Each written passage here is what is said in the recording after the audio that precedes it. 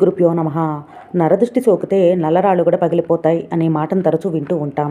దిష్టి తీయడం అనే ప్రక్రియ అనాది నుంచి ఉన్నది. ప్రతి ఒక్కరి కంటి నుంచి శక్తి తరంగాల ప్రసరణ జరుగుతుంది. అది అవతల వారిపై వ్యతిరేక దిశలో పనిచేసినప్పుడు వాళ్ళకి తలనొప్పి రావటం, వికారం పెట్టడం, వాంతులు కావటం వంటి అనారోగ్య సమస్యలు తలెత్తుతాయి. అందుకే పెద్దలు ఎవరికి వారు ముందుగా నిద్రలేవగానే వారి అరచేతులను చూసుకోవాలని చెప్తారు.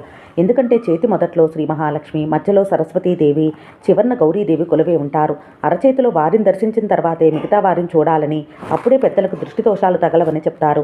అదే చిన్నపిల్లలకైతే బుగ్గన కాటుకను పెట్టాలి. అన్నం తినకుండా వారు మారం చేస్తూ ఉంటే కంటి దృష్టి పడిందని భావన చేసి రాళ్ల ఉప్పుతో దిష్టి తీయాలి. ఆపై ఆ ఉప్పు నీళ్లలో కలపాలి. 5 ఏళ్లు దాటిన పిల్లలకు అన్నాన్ని వార్చి పసుపు కుంకుమలను అద్ది దిష్టి తీయాలి. అప్పుడప్పుడు పిల్లలు ఆడుకుంటూ కింద పడిపోతూ ఉంటారు.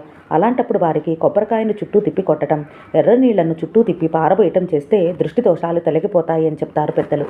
శ్రీమాత్రే నమః.